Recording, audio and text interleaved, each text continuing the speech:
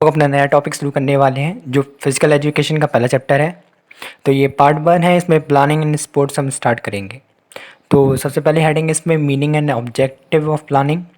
तो चलिए इसकी डेफिनेशन पढ़ते हैं पहले। तो planning is an intellectual process of thinking in advance about the setting of goals and developing strategies which are required to attain the goal efficiently. यानी planning एक वो प्रोसेस है, एक लॉजिकल प्रोसेस है जिसमें हम उसके बारे में एडवांस में सोचकर और अपने गोल्स को सेट कर लेते हैं और उससे रिलेटेड हम अपनी स्ट्रेटजीज़ बना लेते हैं जिससे हमारा वो गोल है वो हम उसे आसानी से पा सकें। यानी उसे पूरी तरीके से आसानी से पा सकें। यानी एक पूरा माइंड मैप बना लेते हैं कि अगर हम किसी भी गोल को अटेंड करने के लिए जो हमें प्रोसेस, यानी उसमें जैसे मान लीजिए अगर स्पोर्ट में देखा जाए तो हमें स्पोर्ट्स में जैसे हमें कोई टीम से हमारा मुकाबला हो रहा है तो हम उस टीम के पहले जो वीक पॉइंट्स देखेंगे, मेन पॉइंट्स देखेंगे। तो उन सब को मिलाकर हम देखेंगे कि हमें क्या क्या स्ट्रैटेजीज़ बनानी चाहिए अपने गेम्स के लिए और हमें कैसे खेलना है वहाँ पर। तो यही सब प्लानिंग होती है। इसके ऑब्जेक्टिव्स क्या होते हैं प्लानिंग के, कि प्लानिंग क्यों की जाती है, तो देख लेते हैं। Timely achievement of target. अगर हम प्लानिंग करेंगे तो हमारा जो टारगेट होगा, यानी जो हमारा गोल होगा, वो समय रहते हमारे जो हम उसे पा सकेंगे। Improving the percentage of success. अगर हम प्लानिंग करते हैं किसी भी गोल्स को पाने के लिए तो उसके सक्सेस होने के चांसेस बढ़ जाते हैं। To reduce the undue pressure. यानी ये हमारे जो प्रेशर होता है जैसे गेम वगैरह में आपने देखा होगा, स्पोर्ट में अगर हम प्लानिंग करके जाएँ तो हमें उनके वीक पॉइंट्स पता होंगे तो जिससे हम उनको हरा सकेंगे। तो ये हमारे जो अंदर जो प्रेशर होता है गेम्स का वो उसे रिड्यूस कर देती है। Reduce the chance of mistake. अगर हम प्लानिंग अच्छी तरीके से करेंगे तो हमारे जो मिस्टेक के चांसेस होंगे वो कम होंगे। और हमारा है distribution of working according to their availability to the people involve. अगर हम जो हमें पता हो कि हमारे जो फील्ड में जो भी प्लानिंग करने के लिए जो लोग हैं तो उनके अकॉर्डिंग उनके जो जो वो वर्क कर सकते हैं हम उनके अकॉर्डिंग उनको वर्क डिस्ट्रीब्यूट कर दें। तो ये एक टीम के लिए बहुत ही अच्छा पॉइंट होता है कि उसे पता रहेगा कि कौन सा प्लेयर कितना ज़्यादा अच्छा खेलता है, तो उसके अकॉर्डिंग उसको वर्क पहले से दे दिया जाए तो वो उस वर्क में अपना 100% लगा देगा। To promote the innovative ideas. अगर हम प्लानिंग करें तो हमें जो नए नए आइडियाज़ स्ट्रेटीज़ पता चलेंगे कि हम लोग कैसे गेम्स को जीते, तो वो नए नए प्रमोट्स आइडिया भी करता है। Various committees and various committees and responsibilities. अब हम पढ़ते हैं कि जो कमेटीज़ बनाई जाती हैं तो और उनकी रिस्पॉन्सिबिलिटी क्या होती है। Different committees work together for the smooth conduct of the sport event. अगर कोई भी एक स्पोर्ट इवेंट करवाना है तो उसमें बहुत सारी कम्युनिटीज़ एक साथ मिलकर वर्क करती हैं जिससे वो इवेंट बहुत अच्छी तरीके से होता है। तो कमिटीज़ में हम पहले देखेंगे ट्रांसपोर्ट कम्युनिटीज़। तो आप देख सकते हैं यहाँ पे फ़ोटो, यहाँ पे जो प्लेयर्स वगैरह को जो एक जगह से यानी होटल से ग्राउंड और ग्राउंड से होटल ले जाती है, तो जो ट्रांसपोर्ट मैने जो कमेटी होती है वो सब इसका इंतज़ाम करती है। तो this committee is responsible for the providing the facilities regarding transportations of various team to the venue of the sport event. तो दिस कम्युनिटी जो होती है वही ट्रांसपोर्ट प्रोवाइड करती है। जो हमारे जो प्लेयर्स वगैरह होते हैं, कोई भी स्पोर्ट पर्सन होते हैं, जो उन्हें एक जगह से दूसरी जगह ले जाने में जो सब रिस्पॉन्सिबल होती है वो ट्रांसपोर्ट कम्युनिटीज़ होती है। रिसेप्शन कम्युनिटीज़ क्या होती है, कमेटी क्या होती है, सॉरी हाँ कमेटी क्या होती है, रिसेप्शन कम्युनिटीज़ क्या होती है। The member of this committee are responsible to welcome the chief guest at the opening and closing ceremony. जब कोई भी गेम या स्पोर्ट इवेंट स्टार्ट होता है तो जो लोग वेलकम वगैरह करते हैं, जो कमेटी यानी उन प्लेयर्स का स्वागत वागत वगैरह करते हैं। और आफ्टर जब वो गेम ख़त्म हो जाता है, जब जैसे आपने ओलंपिक वगैरह देखा होगा तो उनकी भी सेरेमनी जो जो वगैरह होती हैं ओपनिंग और क्लोजिंग, तो उनके जो जो वेलकम करते हैं गेस्टों का, तो वो रिसेप्शन कमेटी की जिम्मेदारी होती है। Broadcasting and lodging committees. This committee is responsible for the making necessary arrangement for the providing accommodations and serving meals to the sport person and the other officials. यानी जो ब्रॉडकास्टिंग कमिटीज़ होती हैं वो players वगैरह के लिए जो रहने की और खाने की व्यवस्था करती है, यानी और ऑफिशियल्स यानी जैसे हमारे एम्पायर वगैरह होते हैं जो, तो उनके लिए भी ये जो लॉज यानी एकोमोडेशन प्रोवाइड करती हैं रहने के लिए, उनके लिए होटल वोटल बुक्स जो करती हैं वो सारी ब्रॉडकास्टिंग और लॉजिंग कमेटी करती हैं।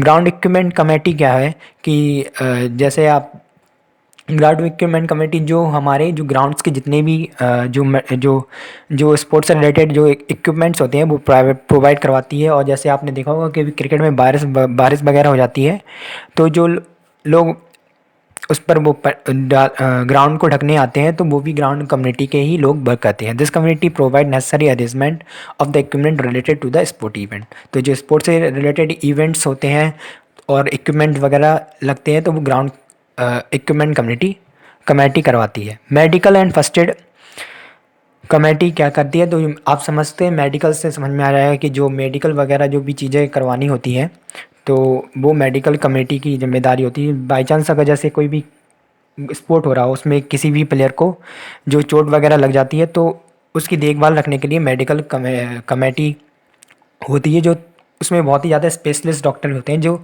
तुरंत ही उनको थेरेपी देकर उन्हें ठीक कर देते हैं। This committee provide medical facilities to affected sport person and athletes. अब हम पढ़ेंगे प्रोटेस्ट कमेटी। जो प्रोटेस्ट कमेटी होती है, it decides on any protest make against a judgement in the any part of the tournament. अगर कोई भी tournament में कोई भी एक गलत जजमेंट होता है तो जो एक कमेटी होती है उसे ये गलत लगता है तो वो उसके विरोध में प्रोटेस्ट करती है, तो वो प्रोटेस्ट कमेटी होती है अगर कोई भी टूर्नामेंट में कुछ भी गलत हुआ हो तो। जैसे आपने देखा होगा कि कभी कभी क्रिकेट प्लेयर्स जो एक दूसरे को गाली वगैरह दे देते हैं तो जो एक्शन लेती है वो प्रोटेस्ट कमेटी लेती है अगर कुछ भी गलत होता है। पब्लिसिटी कमेटी क्या होती है, तो all the press release and the press conference are organise by the committee and the main duty to advertise the sport event. जो पब्लिसिटी कमेटी होती है वो प्रेस कॉन्फ्रेंस करवाती है और जो भी स्पोर्ट्स से रिलेटेड कुछ भी न्यूज़ वगैरह होती है वो रिलीज़ करती है। और सबसे ज़्यादा उसका काम होता है कि वो एडवर्टाइज़ करती है जो भी स्पोर्ट इवेंट हो। जैसे मान लीजिए ओलंपिक वगैरह है तो आपने देखा होगा कि टीवी में पहले से ही आपको एड्स वगैरह दिखने लगते हैं, तो ये सब इनके काम होते हैं पब्लिसिटी कमेटी के। हम फाइनेंस कमेटी देखें तो फाइनेंस कमेटी वो होता है जो फंड वगैरह रेज करती है जो भी स्पोर्ट इवेंट के लिए। तो the committee is assigned to make the budget for the event and the handle the expenses.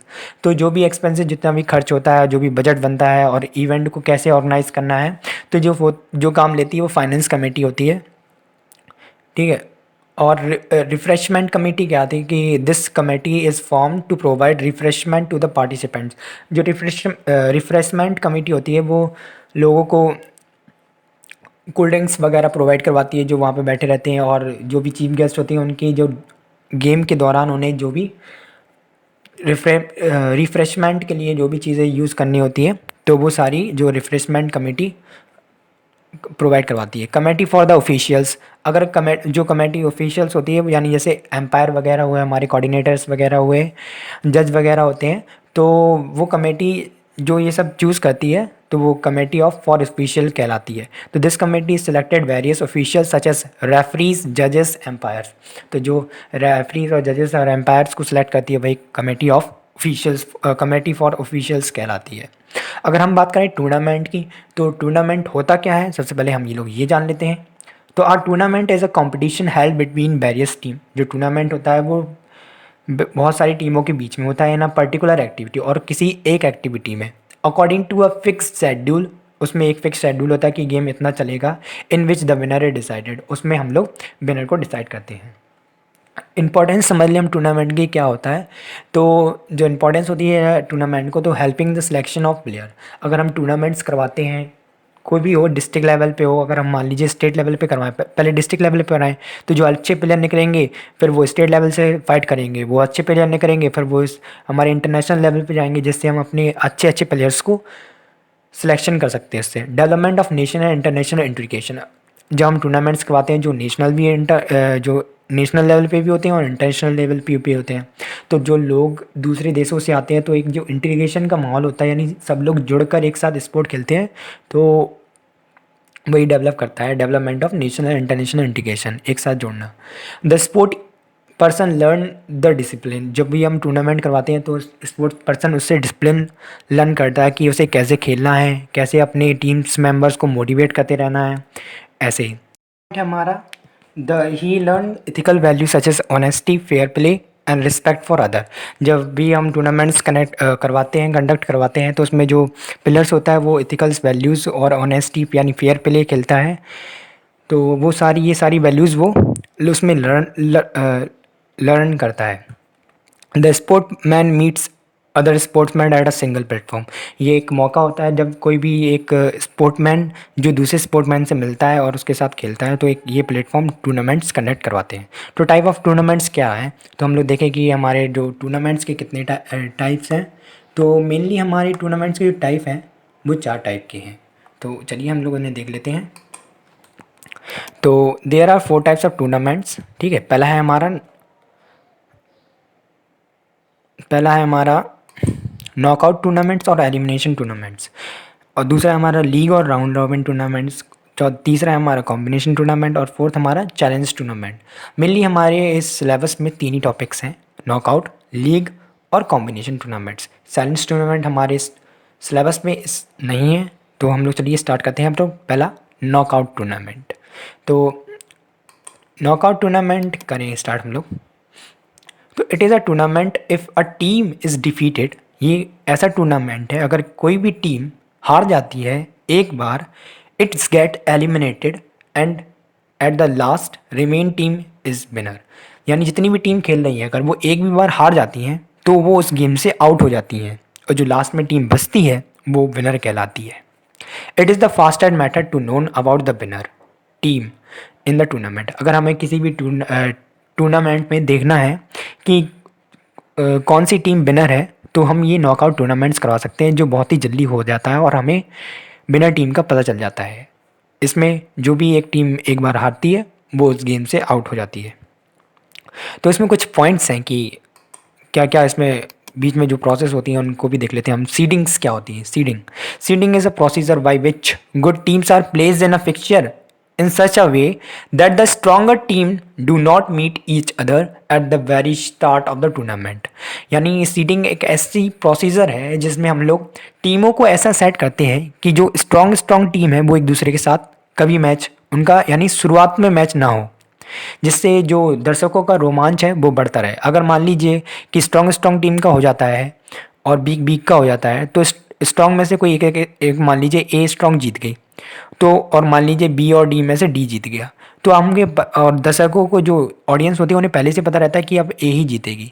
लेकिन अगर हम एक वीक और एक स्ट्रॉन्ग, फिर एक स्ट्रॉन्ग और एक वीक स्टार्टिंग से करवाएं, तो हमें पता है कि स्ट्रॉन्ग जीतेंगी।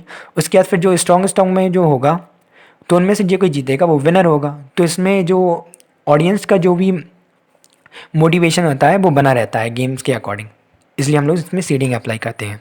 बाई क्या होती है? तो bye is a privilege to given a team in the initial round. जो बाई होती है वो एक प्रोसेस होती है जिसमें हम जो इनिशियल टीम्स को देते हैं which decide that the team is direct promote in the second round. यानी जो डिसाइड करती है कि जो भी टीम है वो पहले राउंड में से प्रमोट होकर सीधे डायरेक्ट सेकेंड राउंड में चली जाती है, वो पहला राउंड खेलती ही नहीं है। तो बाइज हम उन टीमों को देते हैं। तो अभी हम आगे पढ़ेंगे कि ये कैसे अप्लाई होती हैं, तो अभी हम देखेंगे आगे जब फिक्चर्स बनाएंगे हम लोग। तो स्पेशल सीडिंग क्या होती है? It is a method of seeding in which certain player और team is directly participate in the quarter final और semifinal matches, thus avoiding their participants in the initial round। Special seeding उनको दी जाती है वो टीमों को जो डायरेक्टली प्रमोट हो जाती हैं, किसमें? हमारी हो जाती हैं क्वार्टर फाइनल और सेमीफाइनल में। तो उन टीमों को हम लोग स्पेशल सीडिंग दे देते हैं जिससे वो सीधी टीम यानी इनिशियल राउंड से वो सीधे क्वार्टर फाइनल या फाइनल राउंड में पहुंच जाती हैं, अगर हम किसी भी टीम को अगर स्पेशल सीडिंग देते हैं। तो स्पेशल रीडिंग देखें, अगर मान लीजिए कैसे दी जाती है। तो मान लीजिए कि A B C team 3 team है, तो इसे हमने ए को हमने स्पेशल सीडिंग की दी है और बी और सी के बीच में मैच हुआ, तो इसमें से जो जीता तो वो सीधा सी है, आप देख सकते हैं। तो अब ये सीधा प्रमोट होकर यहाँ पे आ गया, इसे इनिशियल राउंड में पार्टिसिपेट नहीं करना पड़ा। इसके बाद फिर इन दोनों का मैच हुआ, जो जीता वो विनर हो गया। इस तरीके से हम लोग स्पेशल सीडिंग देते हैं। ठीक है, अभी आगे हम इनमें भी देखेंगे केसेस क्या है। तो एडवांटेज ऑफ पढ़ लेते हैं हम लोग नॉकआउट टूर्नामेंट्स की क्या क्या एडवांटेज है। तो minimum number of official are required in organising tournament. इसमें हमें जो मिनिमम यानी कम से कम ऑफिशियल्स की ज़रूरत पड़ती है, यानी जैसे एम्पायर, रेफरीज वगैरह की बहुत ही कम ज़रूरत पड़ती है इसमें। Due to the less number of matches, इसमें मैचेस के कम होने के वजह से it take less time to complete the tournament, ये कम टाइम लेती है किसी भी टूर्नामेंट को कंप्लीट करवाने में। दीज आर एक्सपेंसिव, अगर ये जल्दी ख़त्म हो जाएगा तो ये लेस एक्सपेंसिव है, यानी इसमें खर्चा कम आएगा। डिसएडवांटेज ऑफ नॉकआउट टूर्नामेंट क्या है, तो चलिए हम लोग देखते हैं डिसएडवांटेज क्या है नॉकआउट टूर्नामेंट्स की। Good team gets eliminated because of their poor performance even the first round. अगर मान लीजिए कोई भी एक अच्छी टीम है और उसकी परफॉर्मेंस पहले इनिशियल राउंड्स में अगर उस वो बेकार परफॉर्मेंस कर देती है लेकिन वो अच्छी टीम, लेकिन वो इनिशियल राउंड में अगर कोई बेकार परफॉर्मेंस कर देती है तो उसकी वजह से वो एलिमिनेट हो जाती है उस टीम से, फिर वो आगे नहीं जा पाती है, जिससे ऑडियंस को मज़ा नहीं आता है फिर। So there are chances of even weak team entering into the final round and depending on which team they get in the earlier round। यानी इसमें ये हो सकता है कि जो हमारी वीक टीम्स हैं वो कभी कभी फाइनल राउंड में पहुंच जाती हैं।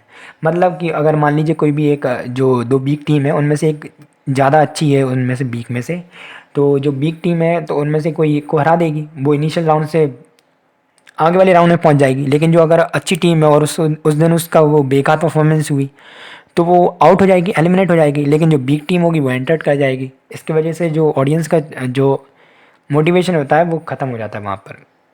यही कोई डिसएडवांटेज है इसके। अब हमारा अगला है लीग और राउंड रॉबिन टूर्नामेंट। इसे हम लीग टूर्नामेंट भी कहते हैं, इसे हम राउंड रॉबिन टूर्नामेंट भी कहते हैं। तो दोनों कोई भी पेपर में नाम से आए तो आप समझ जाना लीग या राउंड रॉबिन एक ही बात है। In a single round robin tournament, अगर हम सिंगल राउंड रॉबिन टूर्नामेंट की बात करें तो each participant team meet every other participant team once. यानी मान लीजिए कोई भी एक टूर्नामेंट हो रहा है, उसमें मान लीजिए 6 टीम्स हैं, तो उन 6 का एक दूसरे के साथ मैचेस होगा। यानी एक टीम का पाँच लोगों के साथ तो मैच होना ही है, तो एक एक बार मैच होगा सब टीमों का। तो वही हमारा लीग टूर्नामेंट करवाता है, लीग टूर्नामेंट होता है। If the participation place with others twice, अगर मान लीजिए जितने भी पार्टिसिपेंट्स थे वो सबसे 2-2 बार मैच खेलते हैं तो हो जाएगी हमारी डबल लीग टूर्नामेंट। अब अगर लीग का जो एग्जांपल दिया जाए तो आपने देखा होगा league phase of the IPL tournament. IPL का जो लीग फेज़ होता है उसमें सारी टीम्स एक दूसरे के साथ मैचेस खेलती हैं, उसके बाद फिर जो भी वो सेमीफाइनल वगैरह में तो वो नॉकआउट चलने लगता है। अब हम देखें कि इसमें 2 फॉर्मूलेज होते हैं जो नंबर ऑफ़ मैचेस निकालने के, अभी आप याद कर लीजिए, फिर हम जब फिक्सचर्स बनाएंगे तो उसमें देखेंगे। तो सिंगल लीग के लिए, अगर सिंगल लीग है यानी हर एक टीम एक ही बार मैच करती है सभी टीमों से, तो इसका फॉर्मूला होता है n ब्रैकेट में n-1/2, और डबल लीग के लिए होता है n ब्रैकेट में n-1, और जो n है वो नंबर ऑफ़ टीम्स होती हैं। ठीक है। अगर हम एडवांटेज की बात करें तो एडवांटेज क्या है टूर्नामेंट लीग की, तो each team get chances to play with all other teams, यानी हर टीम को चांसेस मिलता है कि दूसरी टीम के साथ खेलने का। This improve the competitiveness and opportunity of winning, ये हमारे कंपटीशन को बढ़ाती है और लोगों के जीतने के चांसेस को जल्दी बढ़ाती है। It is easier for the sport official to decide the winner, ये स्पोर्ट ऑफिशियल्स के लिए आसान बना देता है कि वो विनर को डिसाइड कर दें, क्योंकि इतने सारे मैचेस होने के बाद जो टीम अच्छी परफॉर्मेंस कर रही होगी वही विनर होगी, जिससे ऑफिशियल्स के लिए डिसाइड करना आसान हो जाता है इसमें। अब हम बात करेंगे तो डिसएडवांटेज ऑफ लीग टूर्नामेंट क्या है। तो league tournament is required more money as more arrangement have to be made due to the more number of matches, यानी कि लीग टूर्नामेंट्स में मैचेस ज़्यादा होती हैं क्योंकि हर टीम के साथ खेलना पड़ता है, इसी वजह से वहाँ पे मैचेस ज़्यादा होते हैं।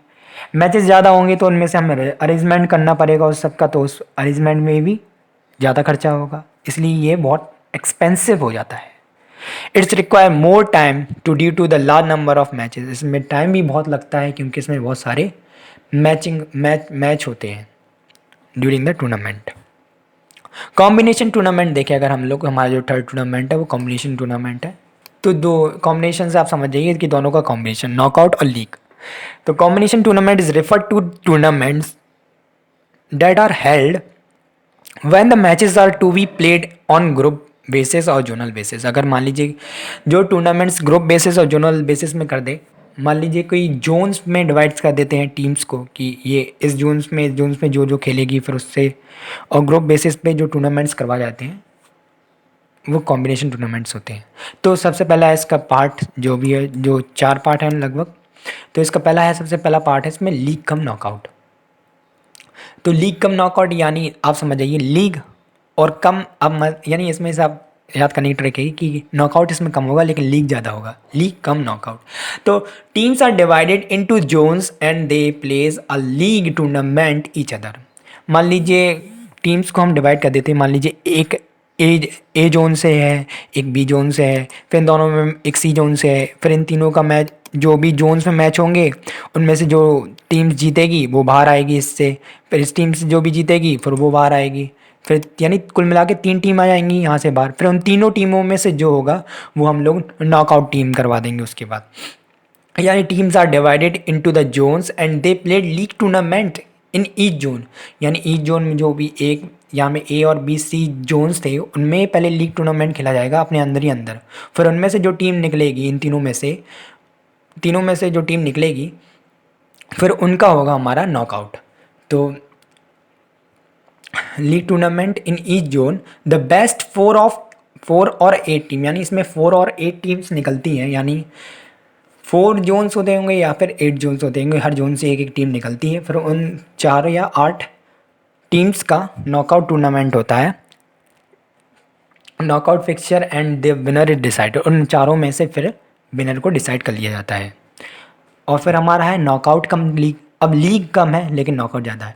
तो देख लीजिए आप यहाँ पे, after knockout tournament till quarter final, यानी क्वार्टर फाइनल तक, पहले देखो जो मैचेस चलते रहे वो नॉकआउट की तरह चलते रहेंगे क्वार्टर फाइनल तक। फिर क्वार्टर फाइनल से लीग होने लगेगा।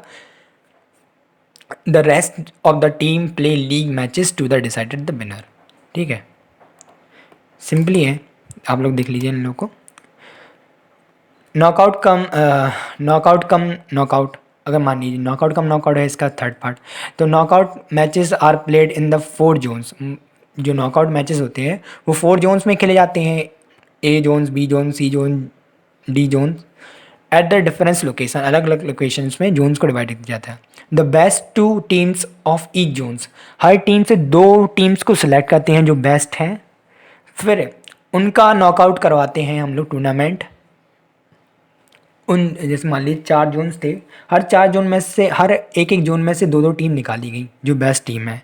फिर यानी 4 हैं तो 4 से हर एक से 2 निकल रही है, तो 4 से 8 निकलेंगी। फिर 8 टीमों का जो मैच होगा नॉकआउट होगा, लेकिन वो फिर उनमें से हम लोग विनर डिसाइड कर देंगे, तो हमारा वो नॉकआउट कम नॉकआउट हो जाएगा। फिर लीग कम नॉकआउट, फिर लीग कम लीग है हमारा फोर्थ पार्ट इसका, जिसमें हम लोग लीग मैचेस करवाएंगे। तो league matches are played into the 4 zones, इसमें भी वही है, 4 जोन्स में खेलेंगे, उनमें से 2 टीम्स निकालेंगे हर जोन में से।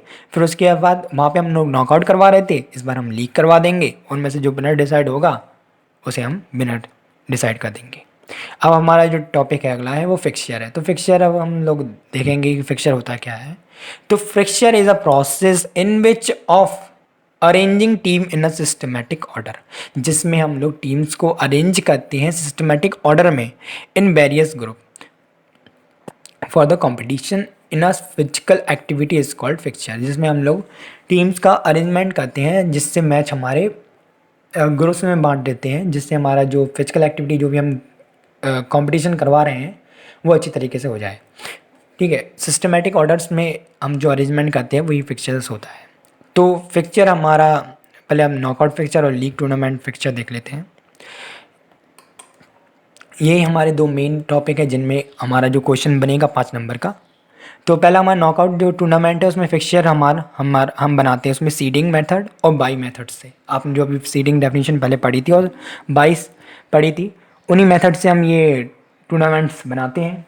और लीग टूर्नामेंट्स की बात करें तो फिक्सचर थ्रो स्टेयरकेस और साइक्लिंग मेथड से बनते हैं। तो मेनली चांसेस इसके नॉकआउट टूर्नामेंट्स के आने के होते हैं, वो भी बाई प्रोसेस से आते हैं। क्वेश्चन आते हैं। और लीग टूर्नामेंट्स में स्टेयर केस और साइक्लिक बहुत ही रेयर चांसेस होता है कि साइक्लिक आए, स्टेयर केस तो आता ही नहीं है, लेकिन तभी हम इन्हें अगली वीडियो में डिस्कस करेंगे। तो आप जाकर मेरी प्लेलिस्ट में जाकर देख सकते हैं कि हमारे जो चैनल की प्लेलिस्ट में आपको वहाँ पर ये मिल जाएगा। तो अगला टॉपिक है वो है हमारा इंट्राम्यूरल। तो इंट्राम्यूरल का मतलब क्या है कि इंट्राम्यूरल, इंट्रा दो सबसे बड़ा है, इंट्रा और म्यूरो, इंट्रा और म्यूरोस। इसका मतलब होता है with in the wall. Intra means होता है विद इन और म्यूरोस मीन्स होता है वॉल। तो इसका मतलब होता है कि जो विद इन द वॉल जो गेम्स खेले जाएं, यानी जो एक बाउंड्रीज़ के अंदर खेले जाएं, जैसे मान लीजिए कि आपके स्कूल्स के जो स्पोर्ट्स गेम होते हैं वो इंट्राम्यूरल गेम्स होते हैं। So we can say that the activity which are perform within the wall और विद इन कैंपस और campus of an institutions are called intramural. अगर कोई भी जो भी हमारी एक्टिविटी कैंपस के अंदर, किसी भी इंस्टीट्यूशन के कैंपस के अंदर कोई भी एक्टिविटी करवाई जाए तो वो एक्टिविटी हमारे इंट्राम्यूरल में आती है। ऑब्जेक्टिव क्या होते हैं इसके? तो to provide motivation and opportunity to learn various skill. ये हमें मोटिवेशन प्रोवाइड करती है कि नई नई अपॉर्चुनिटी मिलती हैं और इसमें हम कई सारी स्किल भी लर्न करते हैं। To develop the sportsman spirit among the student. ये हमारे जो स्टूडेंट्स के अंदर है वो स्पोर्टमैन स्पिरिट डेवलप करती है। To improve the social interaction among the student. ये हमारे सोशल इंट्रैक्शन यानी जो आपसी में जो बातचीत और देखने का नज़रिया जो स्टूडेंटों को वो इम्प्रूव करती है जो इंटरम्यूरल एक्टिविटी करवाने से। इसके सिग्निफिकेंस क्या है, यानी इसके महत्व, जो इससे फ़ायदे क्या हैं? It's brings out the hidden talent of the student. ये हिडन टैलेंट बाहर लाती है जो भी स्टूडेंट के जो अंदर छुपे होते हैं। It's create good atmosphere among the teacher and students. ये टीचर और स्टूडेंट्स के एटमॉस्फेयर में बहुत सी बदलाव लाती है, बहुत सा अच्छा एटमॉस्फेयर बनाती है। जब स्पोर्ट्स कंडक्ट करवाते हैं तो आप तो देखते ही होंगे, आप अपने टीचर्स से कितना खुश रहते होंगे। It improve the sense of citizenship and adult living. ये सिटीजनशिप और एडल्ट लिविंग का इम्प्रूव करती है, यानी उसके रहन सहन, यानी कैसे उन्हें अपनी लाइफ में आगे बढ़ना है और कैसे उन्हें किसी भी चीज़ को अचीव करना है, किसी भी चीज़ को जीतना है, वो सिखाती है। अब हम बात करते हैं एक्स्ट्राम्यूरल एक्टिविटी। तो this cover the activities which are perform outside the wall. अब जो कैंपस वगैरह से बाहर खेली जाए, ऑफ द इंस्टीट्यूशन और अ स्कूल, द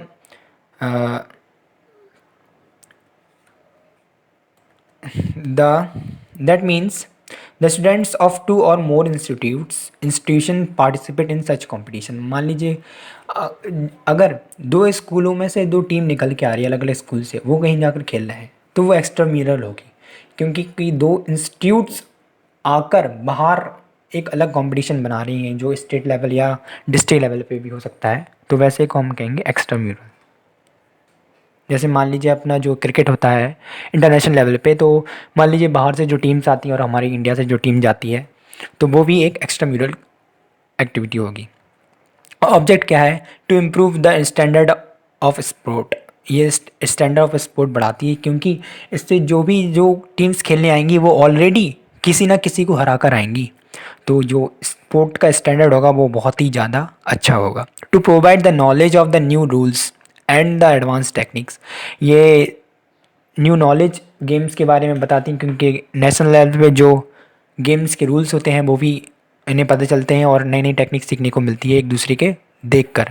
क्योंकि अलग अलग प्लेयर, जैसे मान लीजिए हमारे जो विराट कोहली हैं वो भी अच्छा खेलते हैं, लेकिन वो भी AB डिविलियर्स से को भी देखते हैं, जिससे उन्हें नई नई टेक्निक्स और मिल जाती हैं। लेकिन हमारे जो भी विराट कोहली हुए, MS धोनी हुए, वो भी किसी से कम नहीं है।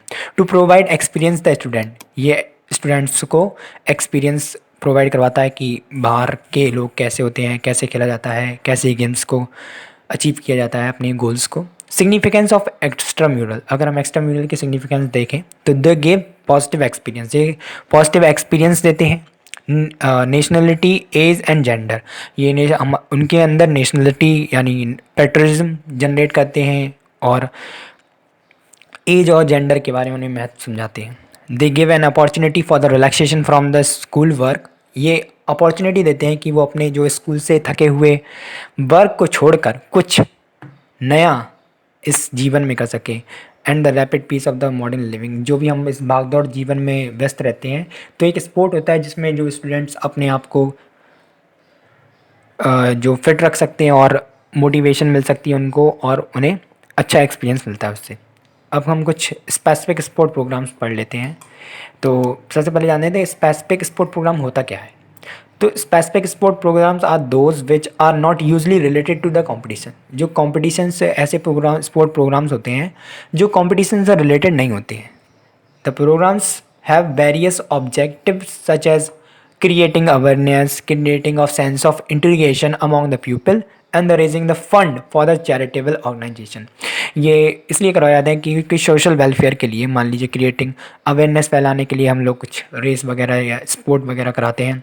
Creating a sense of integration यानी एकत्रित होने की क्षमता को दिखाने के लिए, फंड्स कलेक्ट करने के लिए फॉर द चैरिटेबल ऑर्गेनाइजेशन के लिए। इनमें से सबसे पहले हमारा स्पोर्ट डे जो हमारे स्कूल लेवल पे होता है, जो हमारे स्टूडेंट्स को मोटिवेशन के लिए करवाया जाता है, क्योंकि जो स्टडी है उसका भार बहुत ज़्यादा होता जाता है। आप लोग 12th में आप समझ सकते ही हैं।